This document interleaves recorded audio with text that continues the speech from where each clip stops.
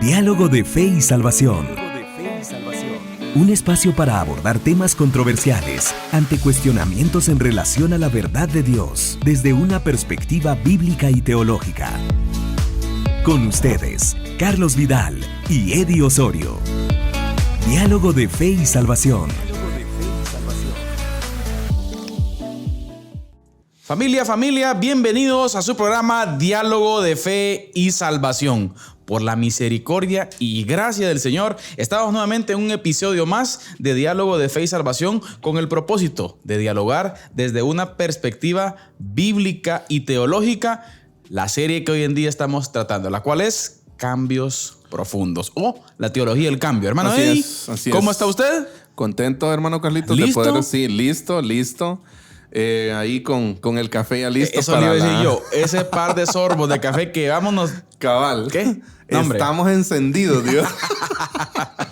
No, gracias a Dios por la oportunidad que nos da de poder estar aquí, de compartir con todos, con usted, con los hermanos que nos ayudan a hacer Diálogo de Fe y Salvación. Y la verdad es un privilegio poder estar en un diálogo más acá. Contentos, hermano Eddie. Creo que en nuestra comunidad de fe, vamos a decirlo así, en nuestra comunidad de fe, en las personas que tenemos más cerca, ¿no? Para poder impactar con la enseñanza de la palabra.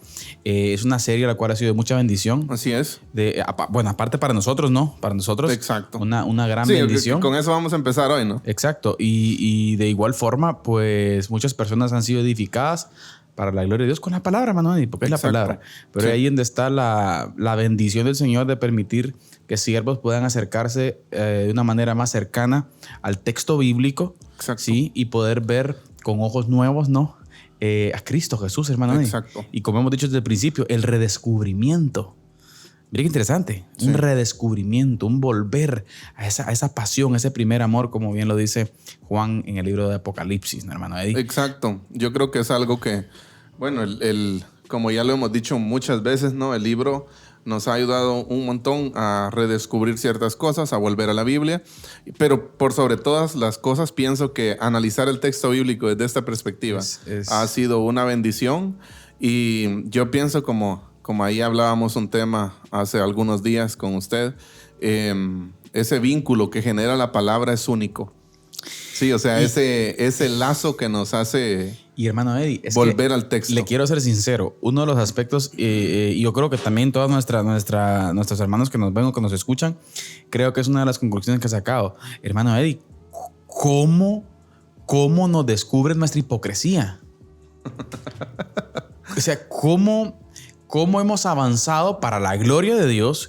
¿Cómo hemos avanzado a dejar de ver los pecados externos? Exacto. O calificar vidas hipócritamente observando pecados externos. O aplicar gracia a pecados externos únicamente. Que pudiera ser otro extremo también del asunto. Exacto. Y al fondo, pastor, al fondo de la situación, qué feos somos. Sí, y muchos podríamos pensar que esto es malo, ¿verdad? Y no. Y no.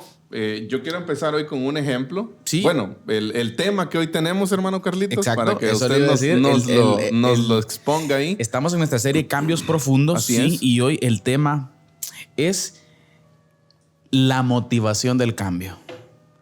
Así es. ¿Qué me motiva a cambiar? ¿Qué te hace cambiar? Uy, mira, ¿por qué querés cambiar? Miren, hermanos, no se muevan. Ya parecemos de aquellos programas de Don Francisco, ¿no? No se mueva de su lugar. Es que, no, Eddie, esto de hoy llega a un punto. Mire, cuando tuve la oportunidad de acercarme, yo dije, Padre bendito. Sí. Que es cierto. Y ¿sabe qué es lo lindo de todo eso, hermano Eddie? Que siendo sinceros, o sea, no son cosas jaladas, ¿no? No creo, eso no creo que... Es que nos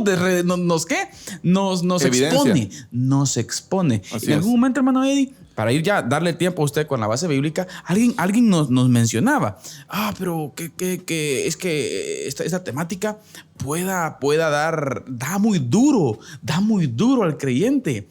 Y no es, yo no le llamo así, sino que, hermano Eddie, cuando nos acercamos al estándar, cuando la luz está más cerca, es cuando más nos vemos nuestra suciedad.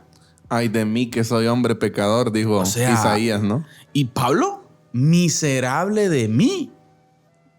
Interesante, hermano Eddie. Palabra fiel y digna de ser recibida por todos, que Cristo Jesús murió por nosotros, por los pecadores, de los cuales yo soy el primero. Soy el dice el primero. verdad. O sea, Pablo se considera en el primer lugar. Exacto. El peor.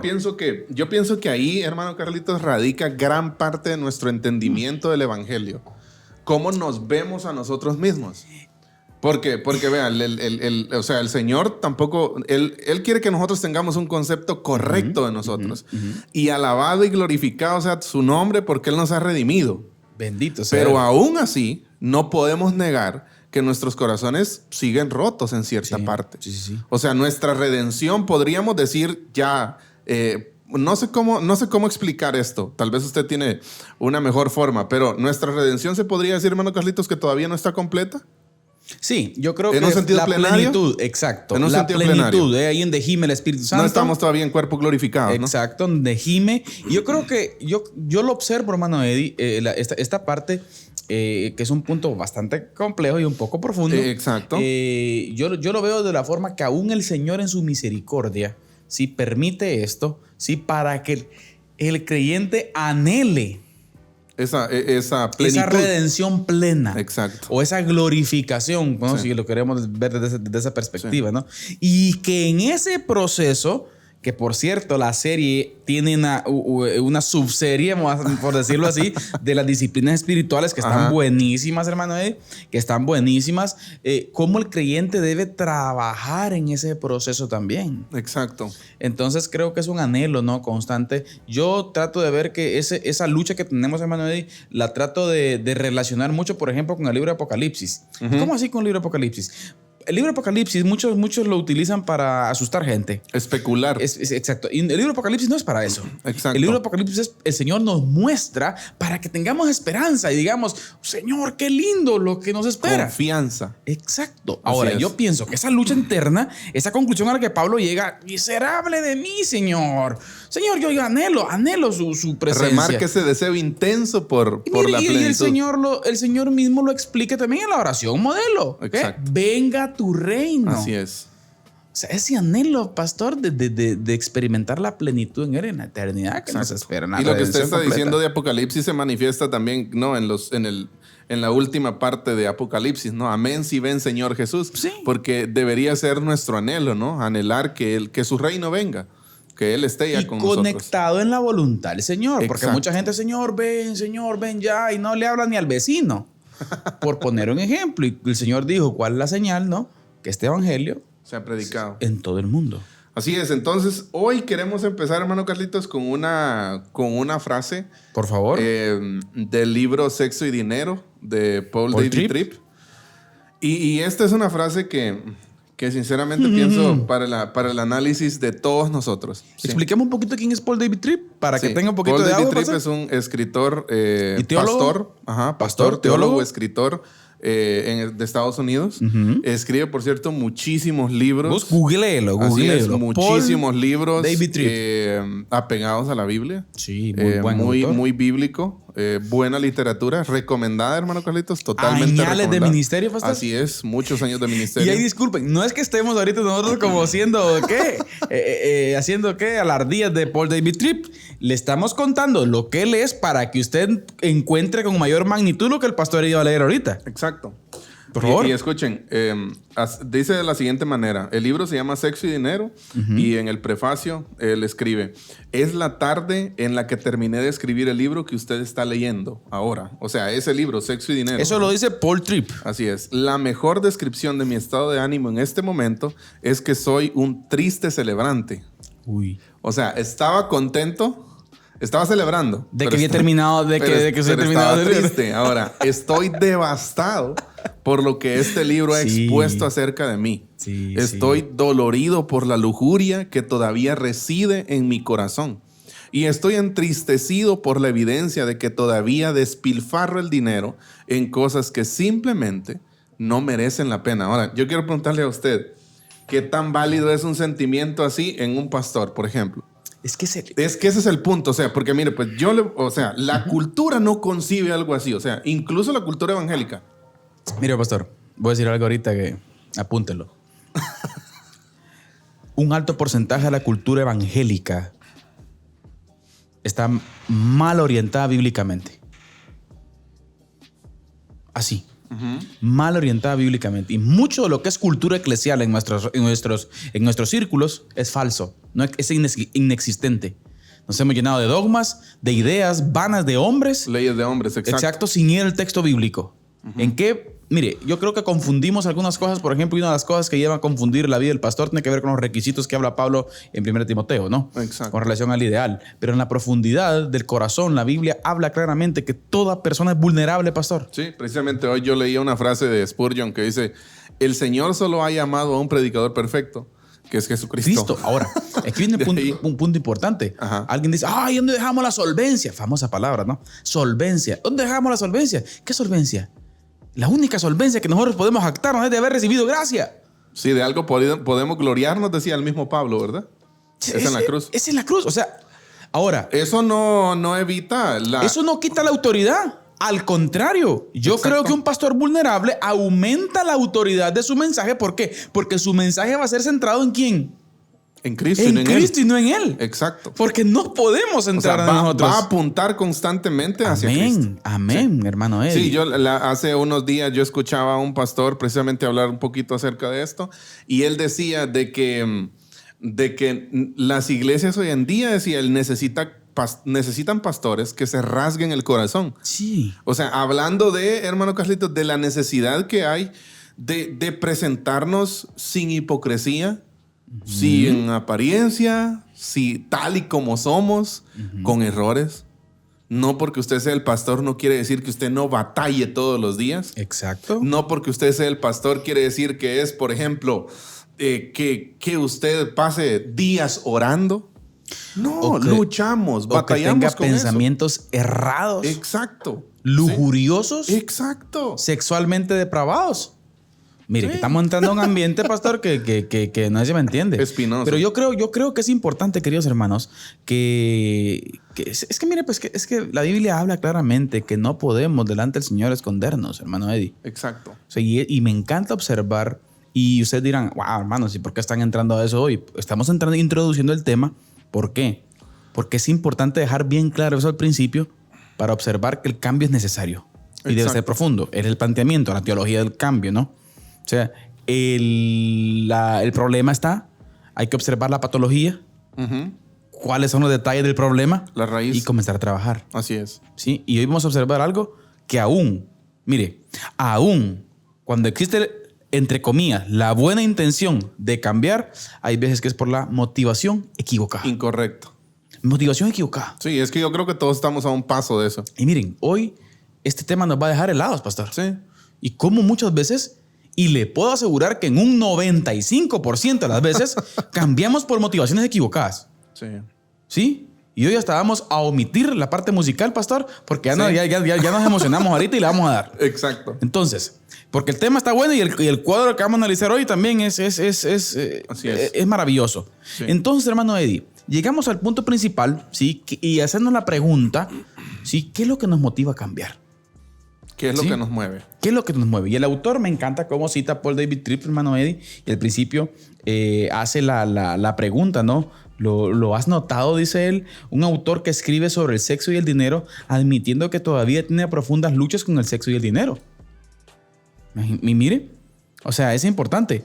Y yo creo que todos a veces nos sentimos como Tripp, hermano Eddie. Exacto. Si somos sinceros, nos vamos a sentir como él. Sí, yo creo que estaba pensando en esta frase del pastor Paul, y yo pienso, bueno, ¿cómo se evidencia eso en mi vida? O sea, ¿cómo podría yo, poner eso en mi vida? Y, ¿sabe? El primer ejemplo, la primera ilustración que viene a mi cabeza es cuando estudiamos, por ejemplo, la palabra. O sea, póngase esta. Nosotros, bueno, hay pastores que dedican... que dedicamos o que predicamos 2, 3 sermones a la semana. Y a veces la palabra suele ser, bueno, no suele, la palabra es confrontativa. Sí, la palabra lleva confrontación. Pero tal vez una cosa que muchas veces la iglesia olvida, o no sé si descuida, es preguntarse o saber o darse cuenta de que el pastor ha sido confrontado incluso antes que ellos. Claro. O sea, de que usted de que usted llegó ahí lo vamos a decir así, con su ego herido. Exacto. Con su viejo hombre hecho pedazos. Amén. ¿Ya? ¿Por qué? Porque la palabra habló.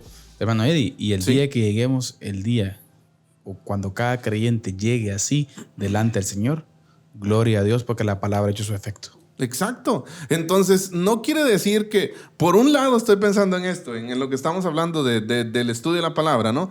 Estudiamos, nos damos cuenta de lo que Dios tiene para nosotros, pero que también Dios tiene para la iglesia, para la congregación. Claro. Y nos damos cuenta al mismo tiempo de nuestra impotencia, de que hay pecado muchas veces en nosotros, de que hay cosas profundas en nuestro corazón, de que muchas veces queremos cambiar, pero no son las motivaciones correctas. Exacto. Y luchamos con eso, ¿va? Entonces nos paramos muchas veces en el púlpito así, celebrando por lo que la palabra de Dios nos ha dicho, pero también tristes porque todavía eso esté en nuestra vida. Es que yo creo, pastor, que mire, el Señor en su palabra nos muestra esto y nos lleva a la profundidad del problema de nuestro pecado para poder encontrarle entonces sentido a las bendiciones postreras que la Biblia habla. A su gracia. Exacto. ¿No? O sea, si no entendemos la deplorabilidad que tenemos, no vamos a entender la gracia. Ajá. O sea, por ejemplo, la Biblia, la Escritura nos habla claramente, por ejemplo, Romanos capítulo 8, del 28 al 39. Sí. Qué maravilla de pasaje, sí. ¿No? ¿Quién nos separará del amor de Cristo? Y todo lo que dice atrás y lo que dice adelante. Hermano Eddie, pero ¿cómo entender? ¿Cómo yo me regocijo por eso? Ese es el Cuando punto. entiendo a quién se le aplica. Exacto. Fíjese que en estos días yo tenía una conversación con alguien acerca de esto, de la depravación total. Sí, que es algo que creemos, ¿no? La depravación total de la humanidad, desde la caída y todo eso. Y ahora la pregunta es, ¿la depravación total aplica para los pastores? Es que sí, el detalle, sí. Ahí está el punto. Pero ¿sabe qué es lo tremendo, hermano Carlitos? Que hay una cultura eclesial, tal vez no en todas las iglesias así, pero hay una cultura eclesial que muchas veces obvia un punto como eso, deja pasar. Muchas veces se piensa que como que esa depravación total no aplica para los pastores o para el líder religioso o cualquier cosa. Vamos a tirar una puita por ahí ahorita. Y peor ahora de los superapóstoles hoy en día. Exacto. Los ungidos, sí. Los extra ungidos, la unción específica, no sé qué. Hay varias unciones. Hay niveles de unción también. Hay niveles. Hay anillos de unción también. Anillos. O sea, si usted ese anillo lo tiene, usted tiene mayor unción. Bueno, pero bien, no vamos a entrar a eso porque podemos, herir susceptibilidades, ¿no, pastor? Entonces, podríamos hacernos una pregunta, hermano Eddie. ¿Cuál es la respuesta más común cuando un cristiano descubre la realidad de su corazón? ¿Qué hace un pastor cuando se da cuenta que batalla con las mismas imperfecciones y pecados que acaba de decirle a la congregación que debería de abandonar? ¿Qué es lo que sucede? Exacto. A eso precisamente me refería. ¿Qué es lo que sucede en lo profundo de nuestro corazón cuando descubrimos nuestra idolatría y pecaminosidad? O sea, ¿qué es lo que sigue, pues, pastor? Exacto. Un punto, ¿no? ¿Qué es lo que continúa después de eso? O sea, la Biblia tiene como objetivo eso, útil para redarguir. Ajá, exacto. ¿Con qué objetivo? A fin de que el hombre sea enteramente maduro. Así, preparado completo, para toda buena obra. Para toda buena obra. Exacto. O sea, que es necesario ese acercamiento al estándar. Es necesario tener esa conciencia, ¿no? Conciencia de pecado. Ahora, es importante, hermano, sin que seamos conscientes de ello, cuando somos confrontados con nuestros fallos y tropiezos, inevitablemente sufrimos un ataque a nuestra identidad. Precisamente eso es lo que yo le decía. Exacto. Se sufren, o sea, somos, como usted dijo, confrontados, ¿no? Exacto. Y el proceso que sigue es, alguien guiado por el Espíritu Santo debo cambiar. Así es.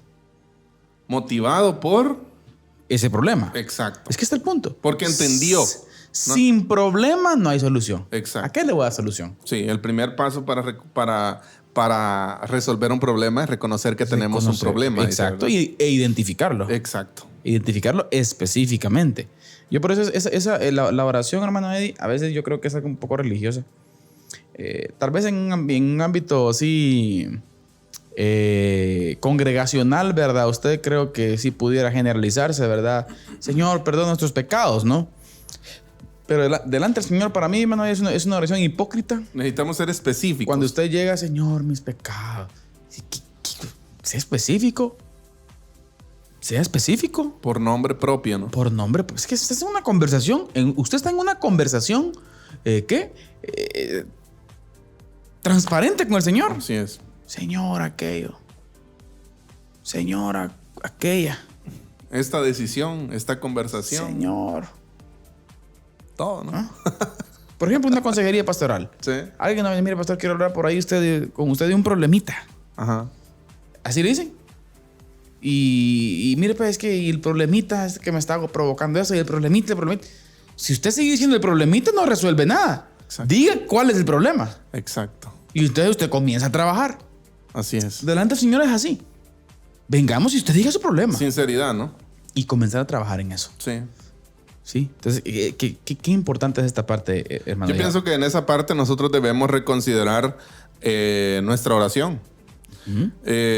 Pienso que, y precisamente la cápsula del día, el programa pasado hablábamos de eso, de qué uso le damos a la oración.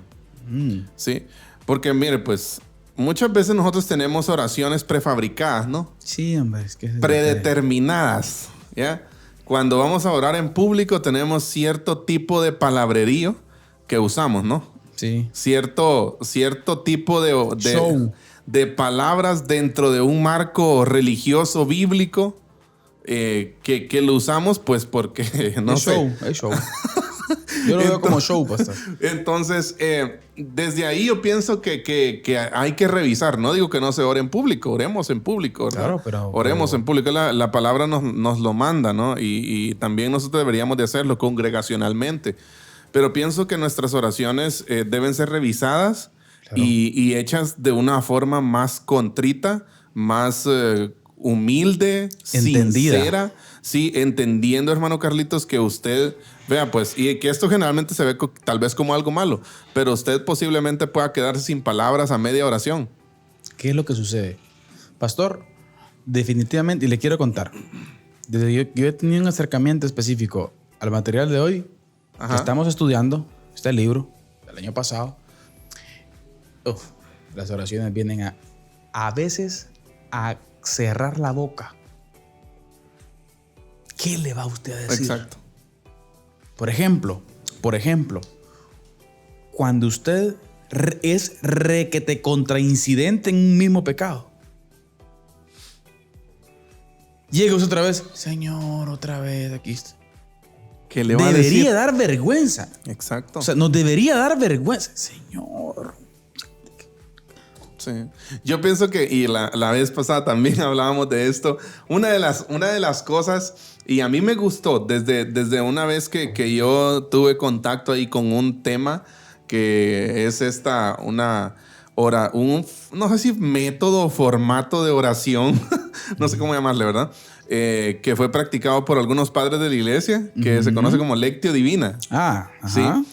Y me llamaba la atención que Lectio Divina era la forma que ellos utilizaban para ese método de oración, que incluía lectura de la palabra, oración, meditación. Pero hay un tiempo en Lectio Divina que es contemplación.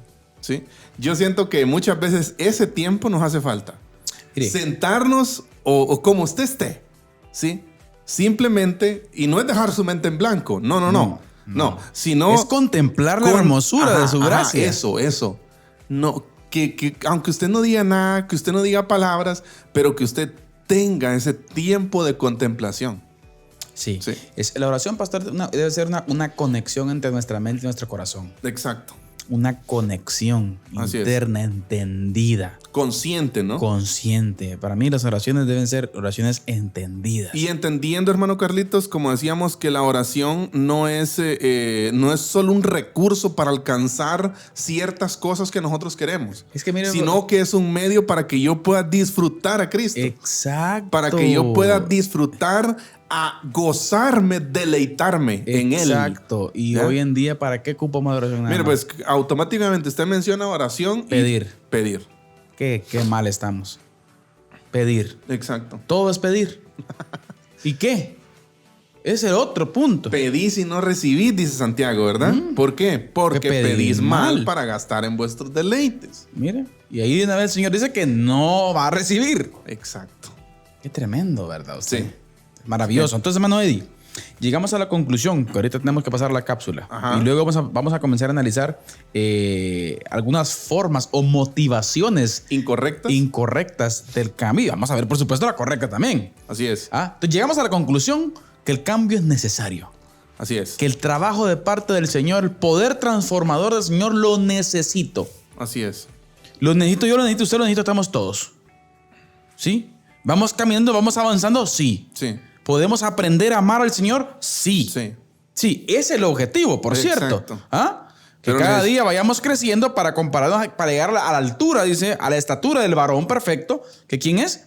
Cristo Jesús. Así es. O sea, ir caminando, ir avanzando. Ir avanzando y dejarnos moldear, ¿no? Exacto. Entonces, este punto, al tener el acercamiento al estándar, tenemos que llegar a la conclusión, Señor, te necesito. Amén. Necesito tu gracia. ¿De qué forma quiero cambiar? Ahí está el punto. Y es lo que vamos a analizar en la segunda parte de nuestro programa, acá en Diálogo de Fe y Salvación, estudiando la teología del cambio. Y hoy con el tema, sí, las motivaciones del cambio. Pero antes de continuar, vamos con nuestra cápsula del día. Nuestro hermano Eddie Osorio nos comparte hoy siempre esos datos importantes que vienen a ayudar a la temática del día. Así que, hermano Eddie, adelante con la cápsula del día.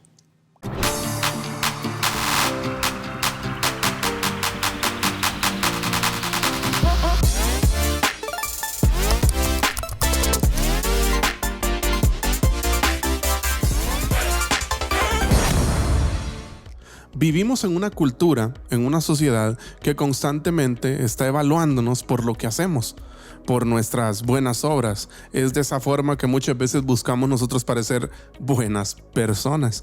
Sí. Y es que el niño es tenido en alta estima en la escuela si responde bien al examen y si se porta bien. Es así, ¿no? El joven es tenido en alta estima y se aprecia en la universidad si hace todo lo que se requiere para ganar un curso, para ganar un examen, para ganar un semestre. ¿Sí? El hombre es tenido en alta estima en una empresa si genera altos ingresos económicos, la productividad. Incluso un bebé cuando nace es tenido en alta estima si no tiene ningún impedimento físico, porque eso lo precalifica para en un futuro ser un agente activo y generador en la sociedad. La cultura está testada de esta forma de vida. Juzgamos a los demás por lo que hacen y somos juzgados y valorados por lo que hacemos. El Evangelio de la gracia de Dios rompe ese molde. Así es, porque por gracia ahora somos aceptados no por las obras que hacemos, sino porque hemos sido justificados en Cristo.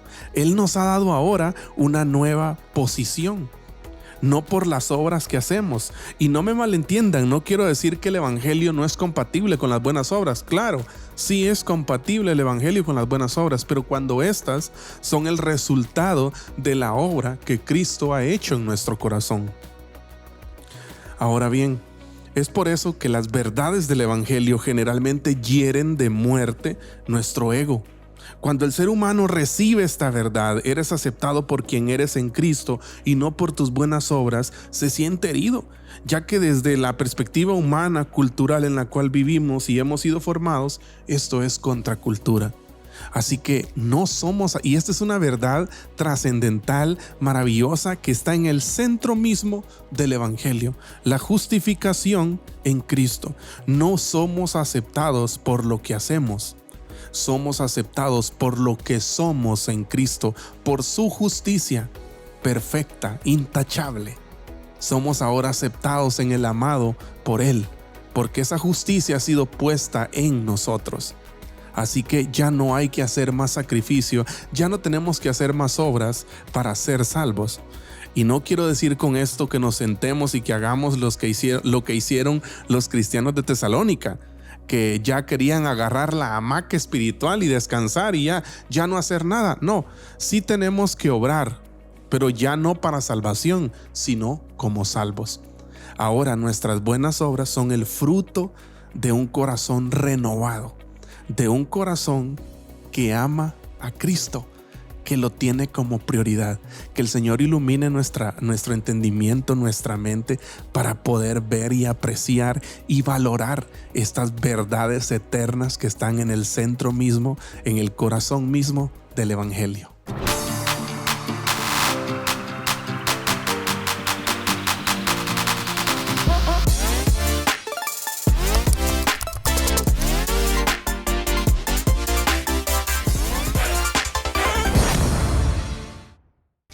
Bien, estamos de vuelta, mis hermanos, acá en Diálogo de Fe y Salvación, después de esa cápsula que hermano Eddie nos compartía. Hermano Eddie, respondamos a la pregunta entonces, ¿qué es lo que me motiva a cambiar?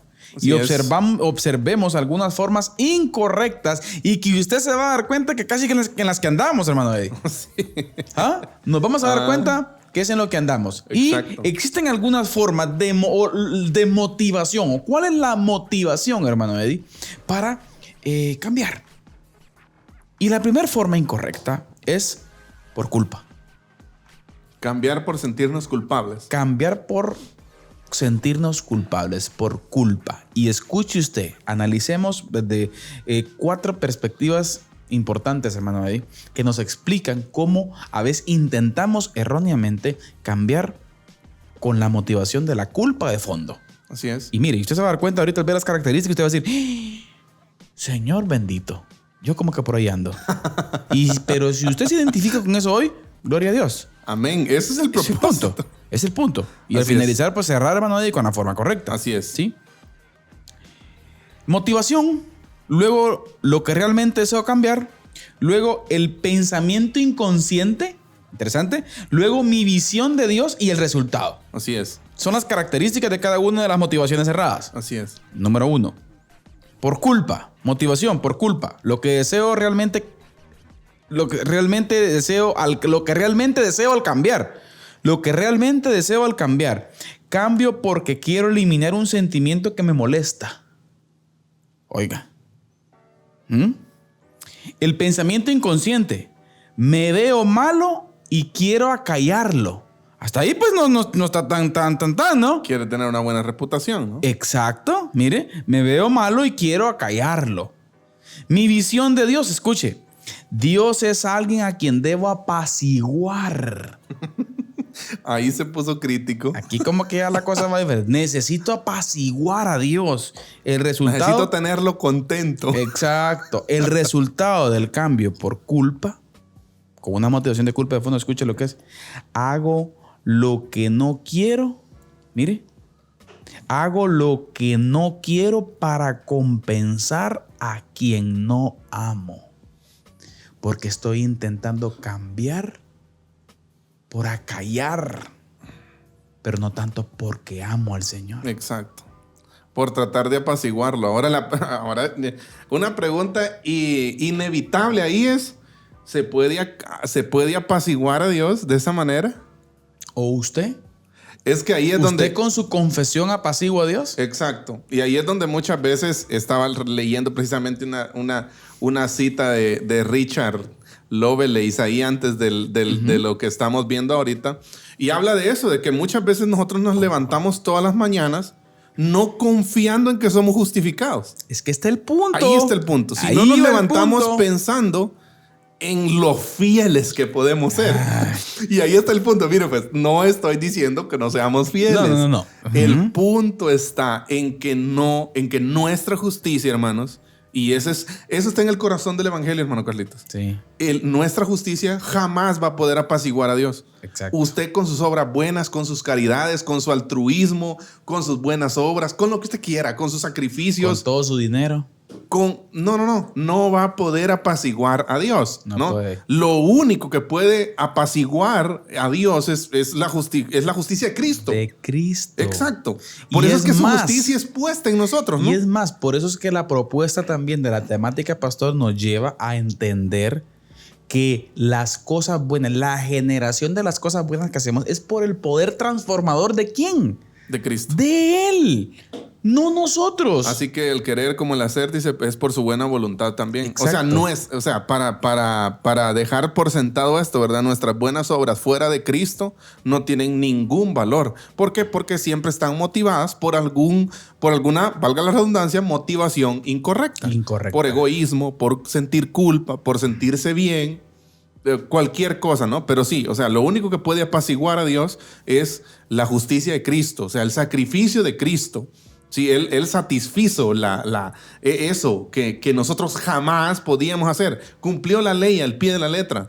¿Sí? Pues por eso es que hablamos de la justificación en Cristo. Exacto. Es por eso que nosotros ahora somos justificados. Y digo esto, hermano Carlitos, porque nosotros eso, como decía al principio, se encuentra en el corazón del evangelio. Amén. Si usted y yo no entendemos la justificación, no hemos entendido el evangelio. Sí. Y aquí es donde se contradice el evangelio, hermano Eddie, cuando mucha gente está intentando cumplir.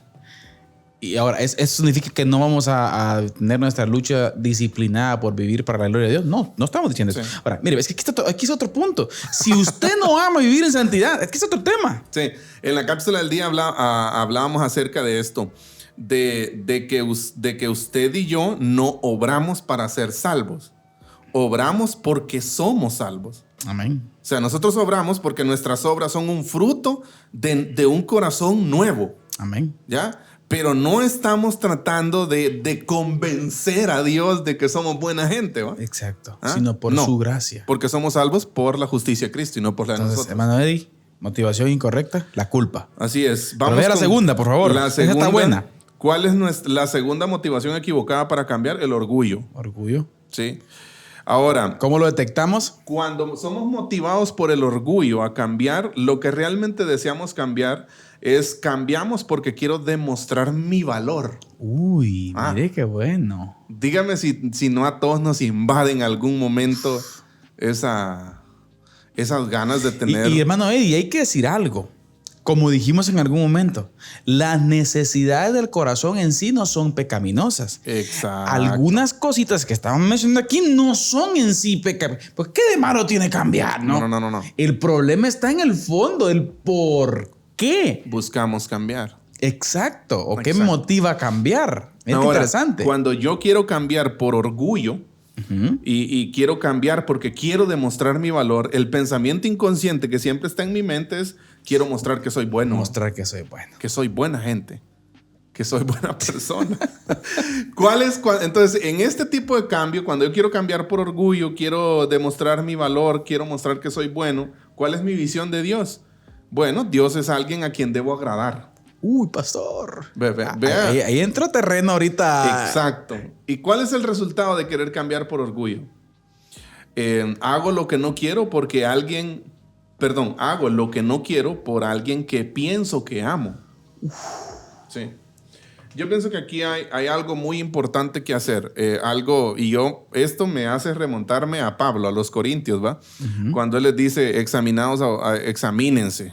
Exacto.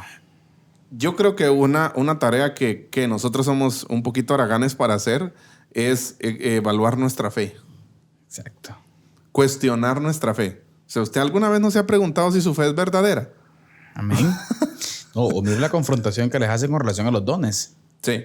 Si alguien dice que hace esto, aquello, a lenguas angelicales, Pero no tiene amor. a un mártir. Si alguien alguien llegara a dice que entregar su quiere vida. entregar su vida Exacto.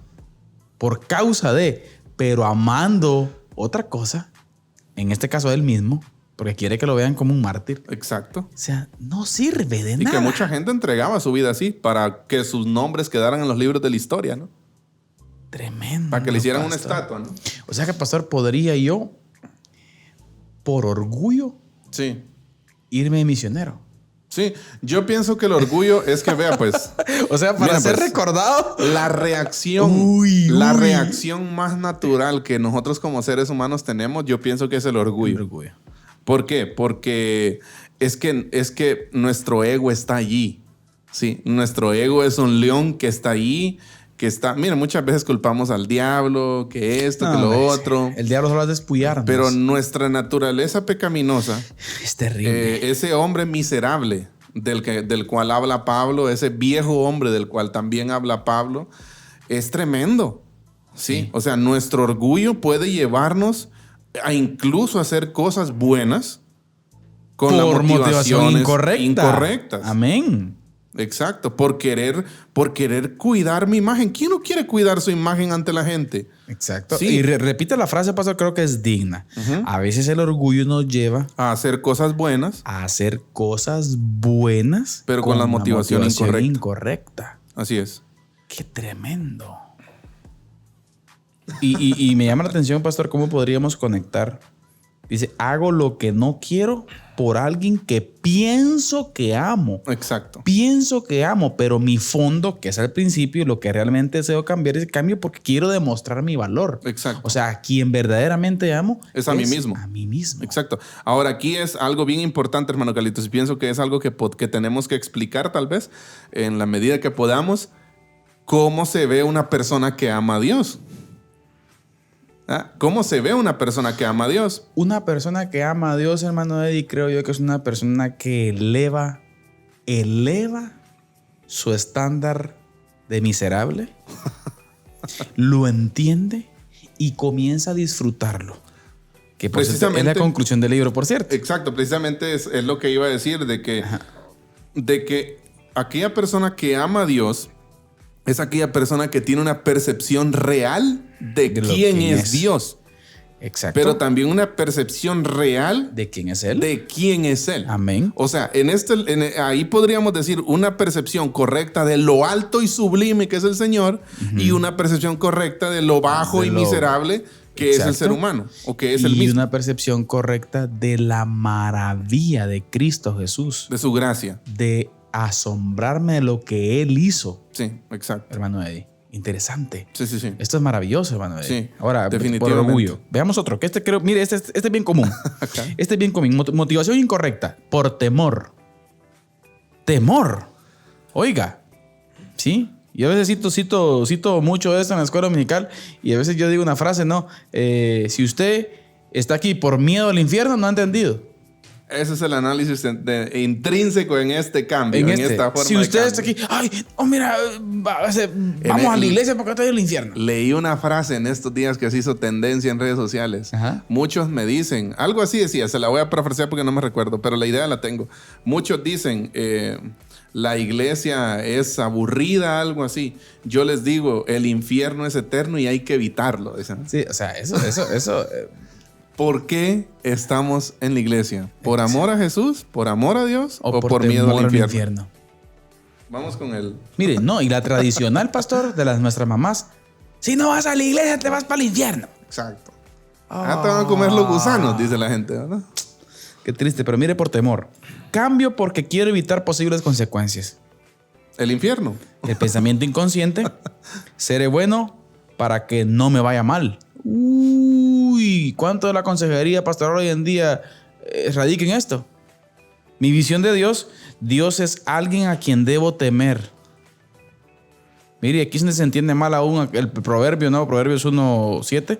El principio de la sabiduría es el temor. Pero ese temor no es miedo, sino relación. Exacto. Y aquí está hablando del temor como miedo, ¿no? Exacto. Mire, Dios es alguien a quien debo temer. El resultado, hago lo que no quiero por alguien que no amo. Exacto. O sea, usted se está amando a usted mismo y por eso usted no se quiere ir al infierno y por eso usted quiere cambiar. Pastor, eso está maravilloso. Hermanos, por favor, analícenlo. Así es. Le puedo asegurar que esta es una de las más comunes, pastor. Por temor. Exacto. Y a veces sabe. A veces, no sé si usted se da cuenta que a veces, como dijo Pablo, yo el primero en la lista, a veces en su momento nuestras predicaciones están llenas de temor. Exacto. Sí. De temor. Por ejemplo, las predicaciones evangelísticas. Y con eso no estamos diciendo que no creemos en el infierno. Claro que creemos en el infierno. Claro. Sí, pero no es el centro del mensaje del evangelio. Yo estaba leyendo, por ejemplo, un análisis del gran despertar en Estados Unidos, ¿no? Uh-huh. Y creo que ejemplifica un poco esto que usted está hablando. Del antiguo Estados Unidos, digamos. Hagámosle énfasis. Pero hubieron muchos predicadores, como Jonathan Edwards, George Whitefield, varios predicadores puritanos, algunos de otras ramas del cristianismo que se levantaron a predicar, y hay muchos sermones, muchos mensajes famosísimos de estos predicadores, pero se dice que en algún punto algunos llegaron a este extremo de generar pánico en la gente. Exacto. ¿Ya? ¿Por qué? Dice, porque ya el mensaje no era ama a Dios, sino tenerle miedo a Dios. Exacto. Entonces la gente tomaba una decisión no por amor, exacto, sino por miedo al infierno. O sea, entonces, ¿qué tanto, por ejemplo, lo que usted decía, ¿no? De nuestras predicaciones evangelísticas, o qué tanto nuestro evangelismo es ¿Cuál es nuestro mensaje? Que aunque usted no lo diga, hay una de estas dos frases intrínsecas ligadas en su mensaje evangelístico. O sea, ¿cuál es nuestro mensaje? ¿Tenerle miedo a Dios o amar a Dios? A veces caemos en el extremo de que el centro del evangelio es el infierno y no Cristo. Exacto. Eso no quiere decir, como usted decía, que no expliquemos en qué consiste el infierno. No, es decir, en Diálogo de Fe y Salvación no cree en el infierno. No estamos diciendo eso. Jesús es uno de los temas que más abordó en el Nuevo Testamento. Exactamente, el infierno. exactamente. Sí, pero no para meter miedo a la gente, sino para explicar su realidad. Sino para también explicar qué grande es su amor. Exacto. Interesante. Sí. Ahora, por temor entonces. Mire, cambio porque quiere evitar las posibles consecuencias. En el fondo, ¿está mal querer evitar consecuencias? No. Pero si esa es mi motivación, sí. Sí, yo pienso que evitar consecuencias es un resultado de que usted ame a Dios. Amén. Sí, y no debe ser como un fin en sí mismo. Exacto. ¿Sí? Sino que es el que usted evite el infierno va a ser una consecuencia de su amor por Dios. Amén. Amén. Sí. Hermano Eddie, el siguiente. Egoísmo. Egoísmo. Mire. Motivación incorrecta para cambiar, egoísmo. Ahora, cuando yo quiero cambiar por egoísmo, quiero cambiar porque quiero obtener algún beneficio. Uh-huh. Y el pensamiento inconsciente que está en mi mente cuando quiero cambiar por egoísmo es: seré bueno porque así me irá bien. Uh-huh. ¿Sí? Está estrechamente ligado con el anterior, ¿no? Uh-huh. Y mi visión de Dios en esta parte es: Dios es alguien a quien debo comprar. Buenas obras, ¿no?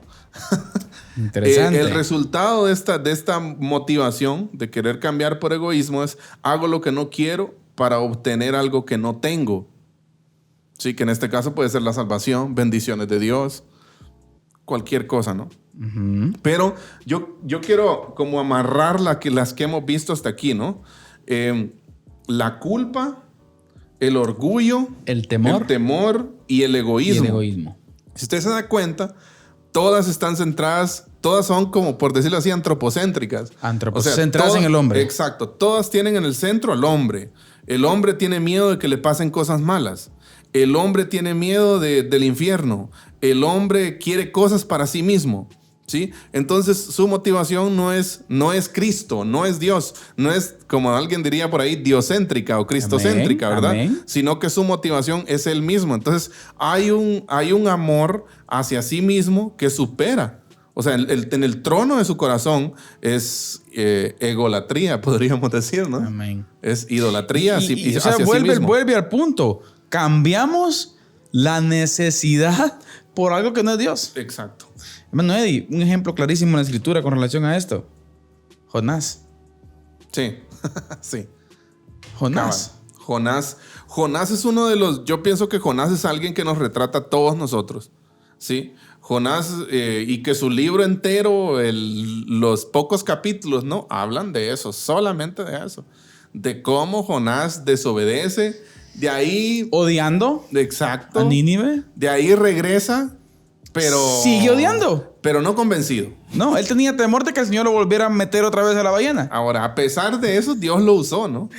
Que ese es otro tema. No vamos a entrar a eso, que el Señor en su misericordia, ¿verdad? ¿Usted? Exacto. Y que le puedo asegurar que el Señor sigue usando la misma estrategia. Exacto. ¿Por qué? Para muestra un botón. ¿Quiénes? Los pastores que hoy en día vemos. Sí.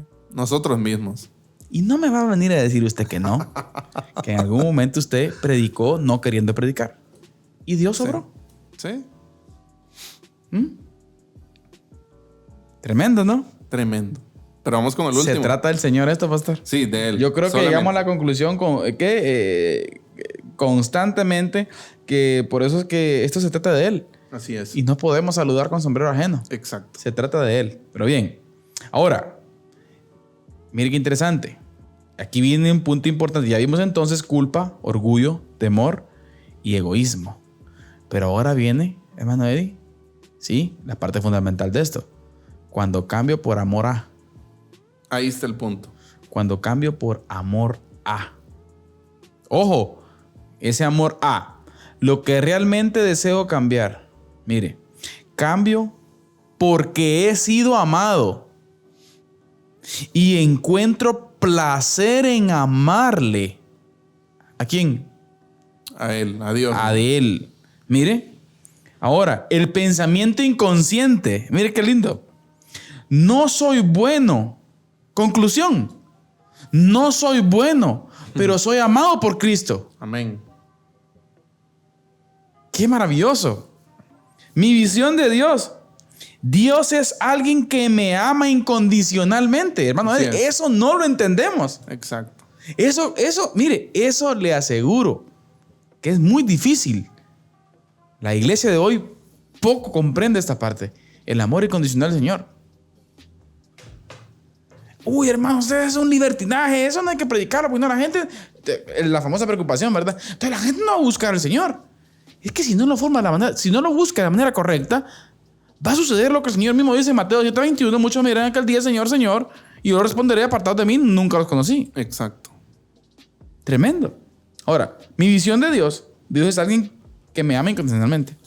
El resultado: hago lo que he llegado a desear por alguien que amo. Por alguien a quien amo. ¿Y quién es ese alguien? El Señor. Cristo. Así es. Cristo Jesús. Hermano Eddie. Por Dios santo. Podríamos entonces ir concluyendo, hermano Eddie, que el motivador para el cambio debe ser mi amor al Señor. Así es. Y yo creo que una parte bien importante de esto, hermano Carlitos, es entender que incluso ese mismo cambio no es posible sin Cristo. O sea, no es posible.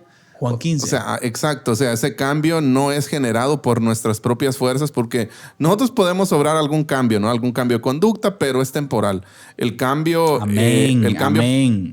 perpetuo en nosotros, el único que lo puede hacer es nuestro Señor. Lo puede hacer y lo puede sostener. Que hay que decirlo también, hermano Eddie. Exacto. Sostener. Lo único que va a sostener ese cambio es el deleite y perseverancia en que en amarlo a Él y su gracia. Así es. En deleitarme en su gracia, pastor.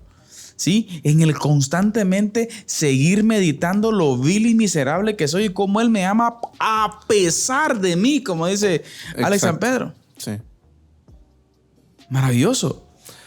Tremendo. Esa va a ser la motivación para vivir en santidad. Sí. Vive en santidad, si no te vas a quemar en el infierno. No es la motivación más correcta. Voy a vivir para la gloria de Él, porque a pesar de mi vileza, Él me ama. Porque soy amado incondicionalmente. Yo creo que un pasaje bíblico que ejemplifica todo esto, y Pablo lo escribe, creo, con esa intención a los Efesios, ¿no? De que hemos sido bendecidos con toda bendición espiritual. Y estamos sentados, dicen, en los lugares celestiales con Cristo. O sea, sin merecerlo. Ajá. Si eso no te motiva. Es que mire, pastor, es que es fundamental recordar y recalcar que es sin merecerlo. Exacto. Si usted piensa que la aplicación de Efesios capítulo 1, los primeros 14, 15 versículos, son por acción propia, o usted es merecedor. Mire qué interesante, hermano Eddie. Uh-huh. Si usted es merecedor por acción propia de esas grandes bendiciones que habla Pablo ahí, usted no ha entendido. Exacto. Lo dice Pablo: bendito sea el Dios y Padre nuestro Señor Jesucristo, que nos bendijo, dice, con toda bendición espiritual en los lugares celestiales en Cristo, según nos escogió. Escucha ese en Cristo es clave. Ajá. Según nos escogió en Él, dice, o sea, en Cristo, nuevamente, antes de la fundación del mundo, para que fuésemos santos y sin mancha delante de Él, en amor, habiéndonos predestinado para ser adoptados. Aquí viene la parte importante: hijos suyos por medio de. O sea, somos justificados por medio de ¿quién? De Jesucristo. Cristo Jesús. Según dice el puro afecto de su voluntad.